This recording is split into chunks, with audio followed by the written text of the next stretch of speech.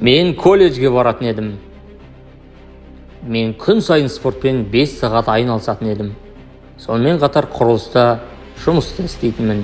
Себебі ол уақыттарда бодибилдингтан ақша түспейтін. Менде спорттық тағамдарды алуға ақша болмады. Істеуге мәжбүр болдым. Жұмыс жасадым, колледжге бардым, спортпен шұғылдандым. Ал кешкі сағат 8-ден 12-ге дейін актерлік курстарға қатыстым. Аптасына 4 мәрте. Мен бұлардың барлығына үлгеретін едім. 1 минутымда бос өтпеді. Сол үшін мен сенің алдыңда тұрмын.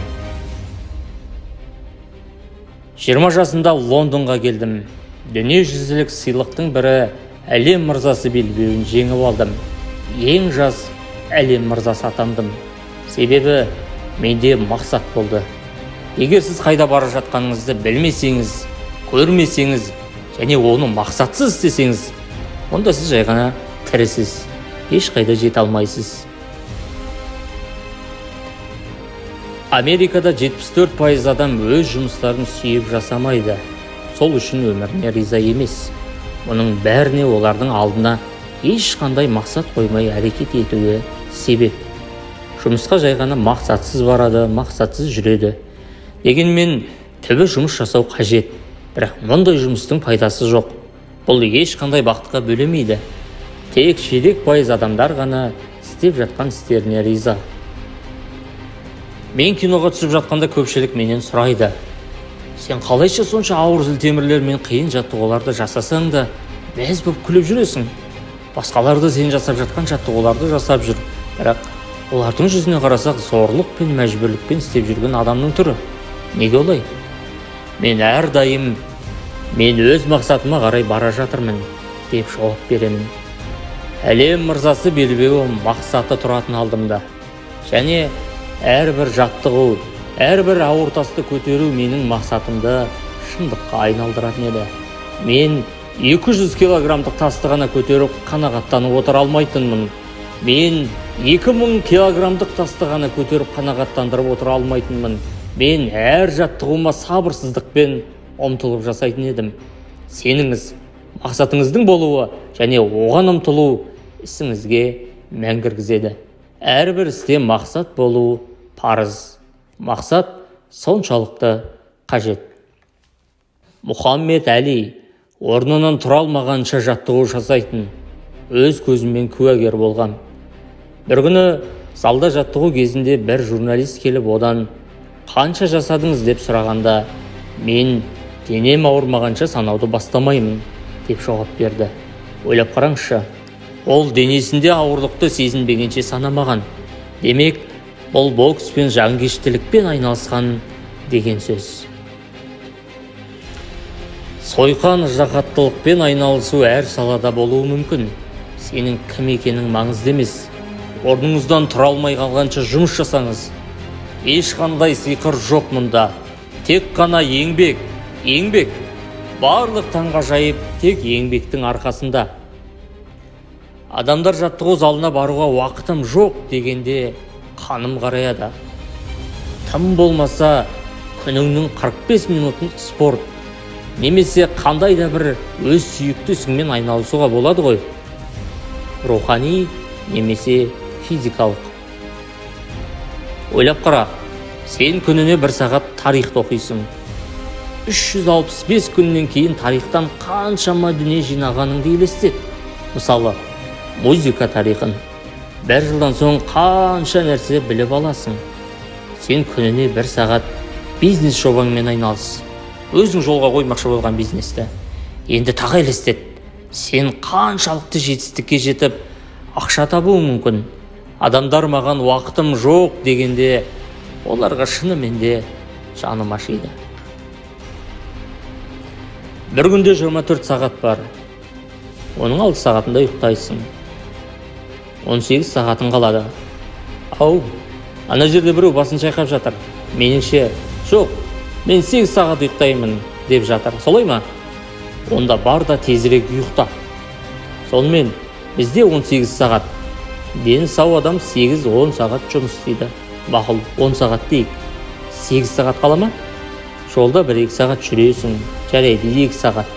Бізде тағы 6 сағат бар. Осы 6 сағатта не істейсің? Неге жұмсайсың? Жарайды, кішкене уақытында тамақтанасың. Одан қалды біреулермен сөйлесіп уақыт өткізесің. Соның ішінде 3-4 сағатың бос қалады. Көрдің бе? Бізде қанша бос уақыт барын? Әрине, оны дұрыс жүйелей білсең. Қарқынмен жұмыс жасау қажет. Мен қосымша қордағы жоспарды ұнатпаймын. Себебі өмірде өте көп күмәнданатындар бар. Бұрын оны жоқтаушылар дейтін ек. Айналамызда өте көп жоқ, оның шешімі жоқ деп айтушылар бар. Бұл қалыпты дүние дегенмен. Өйткені үмітсіздік те бар ұғым ғой. Мен сол кездерде жоқтың орнына бар, жасай аламын деген сөздерді қолданатынмын. Және бәрі де айтқанымдай болатын. Мен әрдайым сен бәрінде жасай аласың деймін. Тіпті айналаңның бәрі кері тартпа болса да, мақсатыңнан айныма. Бірақ өзіңе өзің күмәндансаң, онда бұл шынымен де қауіпті. Себебі мұндайда адам бірінші жоспары сәл ыңғайсыз болса, қосымша жоспарым бар дейсің. Ба жоспары. Сөйтесің де екінші жоспарды ойлайсың. Бүкіл күш қуатыңды қайта бұрып, назар фокусыңды екінші жоспарға аударасың. Бұл өте маңызды. Егер біз ешқандай арқада тіреуіміз болмаса ғана өрлеуіміз мүмкін. Ал қосымша қордағы жоспар есе, бұл тіреуіш, қауіпсіздік деген мағына. Бұл жеңіліс. Адамдар бір сәтте 2 мақсат болмаса ғана жетістікке жете алады. Қай салада болсын, екінші мақсат адамды құртады. Мен саған айтып жатырмын. Менде ешқашан екінші жоспар болмаған. Мен өзімді мәжбүрледім. Бодибилдинг бойынша чемпион болуды. Мен жай ғана өзімді Америкаға келуге мәжбүрледім. Мен өзімді шоу-бизнеске кіруге, бастық болуға мәжбүрмін деп санадым. Мен мақсатыма жетпейінше қайта әрекет жасай беремін. Спорт болсын, саясат, кино, бәрінде де солай. Мен үшін екінші жоспарды ойлау өте қауіпті. Ондайда адам өз-өзін шектеп қояды. Не үшін көп адамдар қосымша жоспарды қалайды? Олардың басты себебі олар қателесуден қорқады. Қараш, мен саған бір нәрсені айтайын. Қателесуден мүлде қорықпа.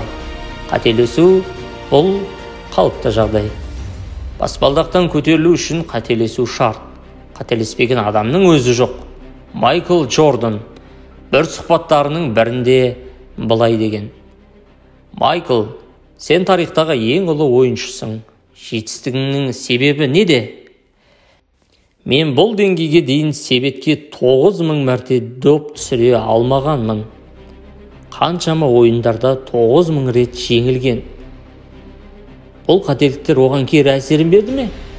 Әрине жоқ. Ол бүкіл дәуірлердің ең мықты баскетболшысы болды. Бірақ ол 9000 мәрте қателесті. Есептей аласың ба?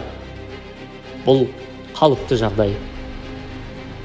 Қателік жасап, одан қайта шыға алмасаң, онда расында да бұл жеңіліс. Өз-өзін шыңдай алмаған адам жеңілуші. Ал жеңімпаздар менде бодибилдингте жеңіліске ұшырады, сайыстарда олжалы бола алмады. Нағыз чемпион. Ауыр атлетикада да ұтылдым. Мен түскен киноға түскен суреттерді қоқысқа лақтырды. Есімде, саясатта да бір кездері маған көпшілік дауыс бермеді. Тағы да ұтылдым. Калифорниядағы рейтингім 28%-ға түсіп кетті. Соған қарамай өзімді шыңдадым. Және тағы да губернатор болдым.